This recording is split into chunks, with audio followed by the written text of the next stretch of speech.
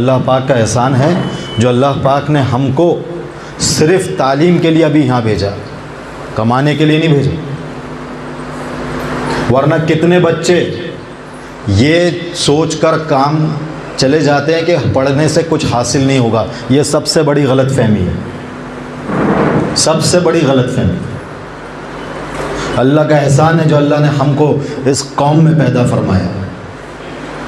हमारे नबी भी काम करते थे कि नहीं करते थे? उसके बाद में सब चीज़ें उनके अंदर आ गई, हाँ या ना? हमें बताए हुए रास्ते पे ही चलना है। लेकिन आज अगर हम इस देश में जीना चाहते हैं तो उसका मकसद सिर्फ़ और सिर्फ दीन के बाद तालीम है। आप लोगों की चापलूसी कर कर, उनकी तारीफ़ कर कर, उनके काम निकाल कर, उनके त्योहारों में उनकी मदद कर कर कुछ नहीं हासिल कर सकते। आप जो हो उनकी नज़र में वही रहोगे। लेकिन अगर अपने वक़ार को बचाना है तो उसका वाहिद एक तरीका ये है, अभी फ़िलहाल के अंदर दुनियावी एतबार से, वो है तालीम। हमारी कौम इसमें दिलचस्पी क्यों नहीं लेती, कोई बताएगा? अभी आप जाओ आज़ाद नगर के अंदर, स्कूलें खुल गई, उसके बाद भी बच्चे कम से कम हर गली के अंदर 50 बच्चे रोज़ खेल रहे हैं। माँ बाप को फ़िक्र नहीं है। क्यों? क्योंकि माँ बाप खुद पढ़े लिखे नहीं हैं। लेकिन ज़रूरी नहीं कि सब माँ बाप, कुछ माँ बाप ऐसे भी हैं जो ये चाहते हैं कि हमारा बच्चा बहुत अच्छा पढ़े, कि नहीं चाहते हैं? लेकिन कुछ माँ बाप ऐसे भी हैं वो ये सोचते कि जान तो नहीं जा रहा है। ये लापरवाही उनकी हुई। और आप सबको यहाँ देखकर ये बात तो तय है कि आपके माँ बाप तो जागरूक हैं। अगर वो जागरूक नहीं होते तो आप यहाँ बैठे भी नहीं होते। आज आप भी घर पे आराम से सो रहे होते। क्यों? आप क्या सोचते, जब मम्मी नहीं बोल रहे हैं, अब्बा नहीं बोल रहे हैं, तो जाके क्या मकसद है ना? लेकिन अल्लाह उनको अच्छा रखे जो उन्होंने आपको उठाए, सुबह तैयार करे और बोले नहीं जा। मकसद वो इस दुनिया के हालात देख चुके हैं, नहीं देखें? देख लिए हैं, आपसे बेहतर देखें कि नहीं देखें, है ना? और उनको ये बात पक्का यकीन है कि अगर मेरे बच्चे की ज़िंदगी बच सकती है तो उसकी वाहिद रास्ता अब तालीम है। तालीम अपनी इस बुरहानपुर के अंदर आप जिस स्कूल में पढ़ते हैं, कुछ कॉन्वेंट स्कूल के अंदर भी होंगे शायद। है कोई कॉन्वेंट स्कूल में? कौन है? एक दो, शाबाश। कौन सी स्कूल में बेटा है? खैराती बाज़ार, शाबाश। और कोई बच्ची? हाँ बोल बेटा, कौन सी स्कूल में? शाबाश। कहने का मकसद ये है कि आप वहाँ जाके पढ़ रहे हैं, फ़ीस दे रहे हैं कि नहीं दे रहे। लेकिन अगर आप अपने दिल में ये जज्बा लेकर नहीं जा रहे हैं कि मुझे फ़लाँ बनना है और फ़लाँ बनना है, तो फिर उस स्कूल के अंदर जाकर हम सिर्फ टाइम पास कर रहे हैं। समझ में आया कि नहीं आया? क्यों टाइम पास कर रहे हैं? क्योंकि हमारे पास में मकसद नहीं है ना। है मकसद होता तो उसके लिए कोशिश करते कोशिश। एक बार हारते, 2 बार हारते, 10 बार हारते, लेकिन इंशाअल्लाह 11वें बार में जीत जाते। लेकिन हम कोशिश नहीं करना चाहते। हमारे पास सबसे बड़ा मसला यही है कि हम कोशिश नहीं करना चाहते। हम चाहते हैं हमारे को तैयार मिल जाए। भूल जाइए आप लोग ये बात, ध्यान से सुनना मेरी बात को। इस बात को आप भूल जाइए कि कुछ चीज़ तैयार मिलेगी आपको, नहीं। अभी फ़िलहाल के अंदर तो ये समझ लीजिए कि आपको अगर अपने किरदार को महकाना है तो याद रखो, अपने चरित्र को पवित्र करने के लिए कोई इत्र नहीं बना।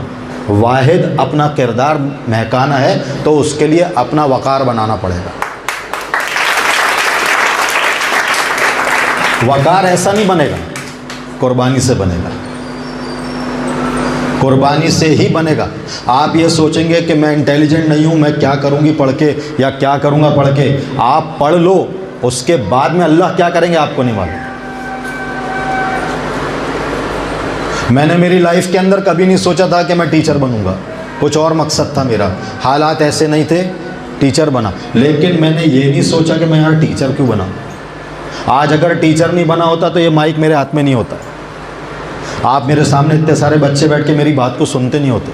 अल्लाह का एहसान है जो अल्लाह ने मुझे ये बनाया, शुक्र करता हूँ उसका। मैंने MSc किया, B.Ed किया मैथ्स के अंदर, आज गवर्नमेंट स्कूल के अंदर टीचर हूँ, दूसरे भी काम करता हूँ, थकता नहीं। क्यों? क्योंकि मुझे मालूम है कि आज अगर मेरा वक़ार बना है तो मेरे किरदार को बनाने के लिए मेरे पीछे मेरा काम है। हम अगर ये सोच रहे हैं कि हमारा किरदार बन जाएगा, नहीं बनेगा जब तक हम उसको बनाने की फ़िक्र नहीं करेंगे।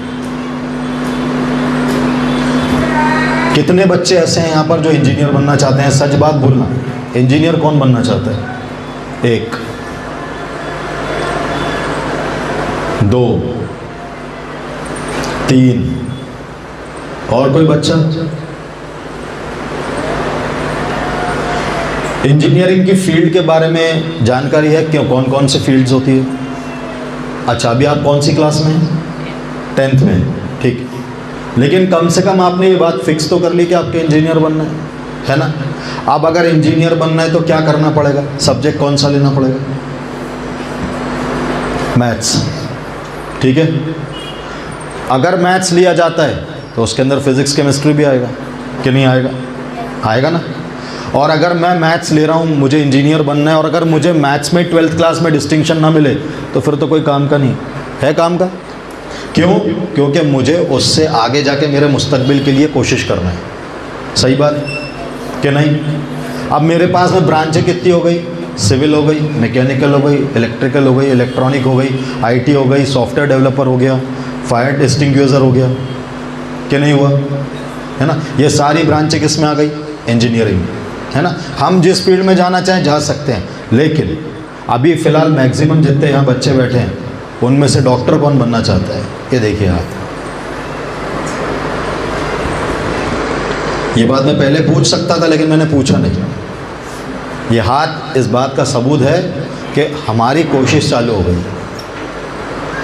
और जिन्होंने हाथ नहीं उठाया वो अफसोस की बात नहीं है, अभी दिमाग में आई नहीं होगी बात कि क्या फ्यूचर में करना है या कौन सा सब्जेक्ट डिसाइड करना है। सब्जेक्ट तो डिसाइड कब होगा? जब इंटरेस्ट डेवलप होगा, है ना। और सबसे बड़ी हमारी कमज़ोरी, हमारे में इंटरेस्ट नहीं है। अगर मेरा दोस्त घर में पढ़ रहा है और मैं उससे जाके बोलूं कि यार चल अपन आते हैं कहीं से घूम कर, और उसने नहीं कह दिया, तो ये इंसल्ट की बात नहीं है, ये फ़िक्र की बात है कि वो अपने मुस्तकबिल के लिए कोशिश कर रहा है और मैं उसको जाके बहका रहा हूँ। अगर हम कंबाइंड स्टडी करते हैं तो कंबाइंड स्टडी के अंदर किस हद तक या कुछ हद तक मेरे हिसाब से लापरवाही होती है। आपको करना है आप करिए, उसमें कोई मसला नहीं है, लेकिन अगर उस कंबाइंड स्टडी से फ़ायदा हो तो, नहीं तो नहीं। अब अगर डॉक्टर बनना चाहते हैं तो एमबीबीएस वाले कितने हैं? 1 2 3 4 5, अल्लाह का शुक्र। एमबीबीएस के लिए मेहनत मालूम है कि नहीं मालूम? कौन सी एग्ज़ाम देना पड़ेगी? अभी कुछ टाइम बाद, 1 आध साल बाद उसी एग्ज़ाम का नाम नेक्स्ट हो जाएगा। NEET की जगह NEXT हो जाएगा, नेशनल एंट्रेंस टेस्ट। आगे जाके होने वाला है, 2025 से रूल आ जाएगा। और कान खोल के सुन लीजिए, आज से 4 साल पहले नीट के लिए सिर्फ MBBS BAMS बाउंडेशन था। इस साल से ये बाउंडेशन ख़त्म होकर प्रोसीड कर दिया गया है। प्रोसीड का मतलब बढ़ा दिया गया। अब अगर आपको BEMS भी करना है तो भी आपको नीट देना पड़ेगा। अगर आपको B फार्मेसी करना है तो भी नीट देना पड़ेगा। अगर आपको D फार्मेसी करना है तो भी नीट देना पड़ेगा। अब आप ये सोचो कि कंपटीशन बढ़ा कि कम हुआ? हुआ बढ़ा। एक छोटा सा एग्जाम्पल देता हूँ। एक फ्रेंड है मेरा, मतलब उसकी बेटी तो अब MBBS हो चुकी है, वो तैयारी कर रही थी MBBS की। 6 महीने हो गए, 8 महीने हो गए, एग्ज़ाम आई, सिलेक्शन हो गया। अल्लाह का शुक्र, बहुत अच्छे रैंकिंग से हुआ। सिलेक्शन होने के बाद में वो बच्ची जब कॉलेज जाने वाली थी तो हमने उससे इसका वेलकम करे थे। अब हमने उससे बुलाए, उससे कुछ फीलिंग्स शेयर करे। तो मैंने उससे एक सवाल पूछा कि बेटा अभी फलाने पिक्चर लगी थी, तूने देखी? उससे सवाल मैंने ये किया, तो उसका जवाब क्या था सुनो, कि अमजद सर मुझे ये नहीं पता कि 8 महीने में कौन सी पिक्चर आई और कौन सी पिक्चर चली गई। ये जवाब है उसका।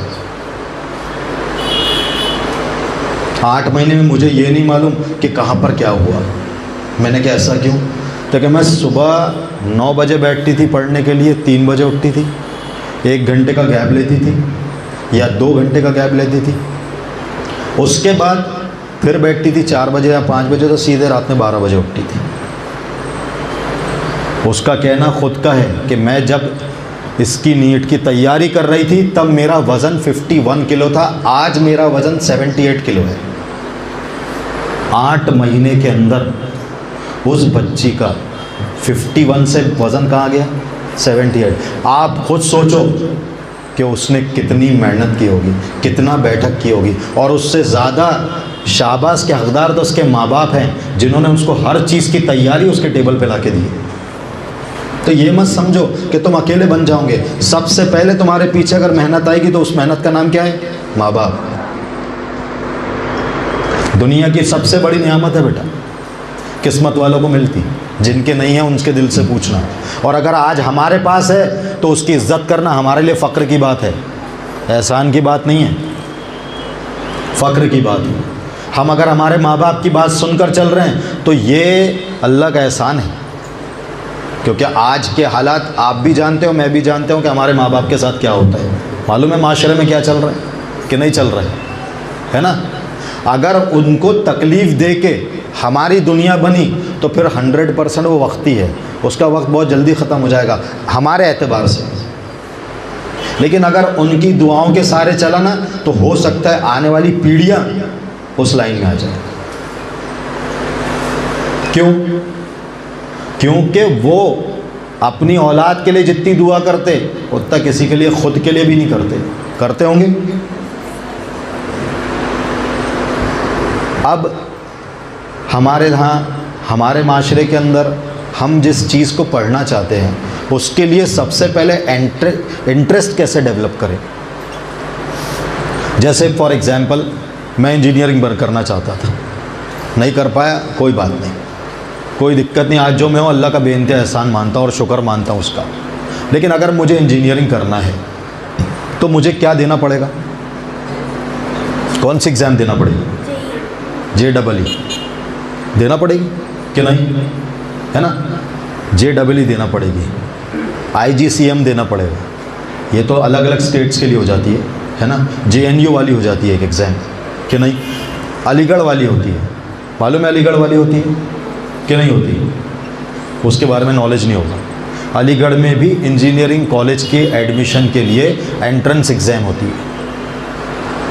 और आपको नहीं मालूम अलीगढ़ के तोहफे क्या हैं? किस्मत वाला बंदा होता है जो वहाँ जाके एडमिशन लेने के बाद में इस कॉम्पिटिटिव एग्ज़ाम से सिलेक्शन लेके आगे बढ़ता है। वहाँ पर स्कॉलर्स की वो इज़्ज़त है जो किसी यूनिवर्सिटी में किसी बच्चे की इज़्ज़त नहीं होगी।